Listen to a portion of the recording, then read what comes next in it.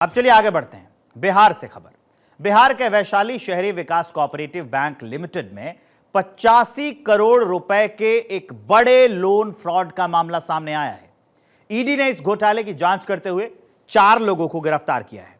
मामले में आरजेडी नेता आलोक कुमार मेहता का नाम भी सामने आ रहा है, जिससे राजनीतिक गलियारों में हलचल तेज हो गई है। ईडी की हालिया छापेमारी ने इस घोटाले के बड़े नेटवर्क और फर्जीवाड़े की गहरी जड़ें उजागर कर दी हैं।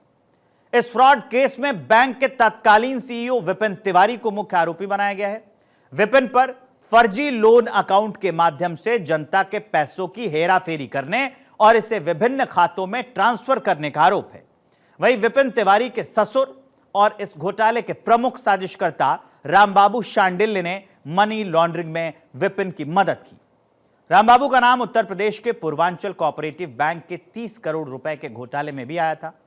वहां रामबाबू के पास बैंक के प्रमोटर और चेयरमैन का ओहदा था।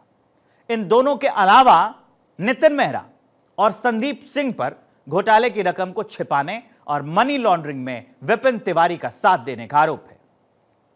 लोन फ्रॉड केस में आलोक मेहता पर गंभीर आरोप लगाए गए हैं। 400 फर्जी लोन खातों को खोलकर फंड बांटने का आरोप लगाया गया है। जाली वेयरहाउस बनाया गया है और एलआईसी रसीद के आधार पर यह फंड बांटा गया। आलोक मेहता की व्यवसायिक इकाइयों की संलिप्तता का आरोप है।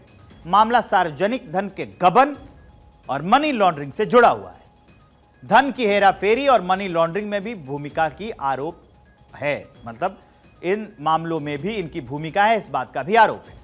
ईडी ने इस मामले की तह तक जाने के लिए बिहार, पश्चिम बंगाल और उत्तर प्रदेश के 18 स्थानों पर छापेमारी की। इन छापेमारी के दौरान कई अहम दस्तावेज, नकदी और इलेक्ट्रॉनिक डिवाइस बरामद किए गए। जांच में यह भी खुलासा हुआ कि इस घोटाले में शामिल लोगों ने अवैध संपत्ति अर्जित की है, जिसे जब्त करने की प्रक्रिया शुरू हो चुकी है। आरजेडी नेता आलोक कुमार मेहता का नाम इस घोटाले से जुड़ने के बाद राजनीतिक विवाद शुरू हो गया है। विपक्षी दलों ने इस मामले को लेकर आरजेडी पर निशाना साधा है, जबकि आरजेडी ने इसे राजनीतिक षड्यंत्र करार दिया है। आलोक कुमार मेहता ने सभी आरोपों को बेबुनियाद बताते हुए कहा कि वो जांच में पूरा सहयोग करेंगे। लगातार हो रहा है प्रहार है। मुस्लिम हो, यादव हो, पिछड़ा हो, दलित हो, कोयरी हो, कुम्हार हो, बिंद हो, लोनिया हो, अभिजात वर्गों से का यार है ईडी और पिछड़ों पर वार है। लगातार हो रहा है प्रहार है। बिहार में चुनाव होने वाला है ना, तो सक्रियता का मतलब क्या है?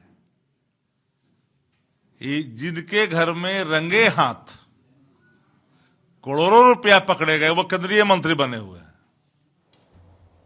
कभी तलब किया, कभी पूछा? तो आलोक मेहता का क्या कहना है वो हमने आपको सुना दिया। इस बड़े फर्जीवाड़े का असर न केवल बैंक पर पड़ा है, बल्कि इसके ग्राहकों पर भी गहरा असर हुआ है। कई खाता धारकों ने अपनी जमा राशि को लेकर चिंता जताई है। ईडी ने आश्वासन दिया है कि दोषियों के खिलाफ सख्त कार्रवाई की जाएगी और बैंक की स्थिति को सामान्य करने के प्रयास किए जा रहे हैं। ईडी की जांच जारी है और इस मामले में और भी गिरफ्तारियां हो सकती हैं।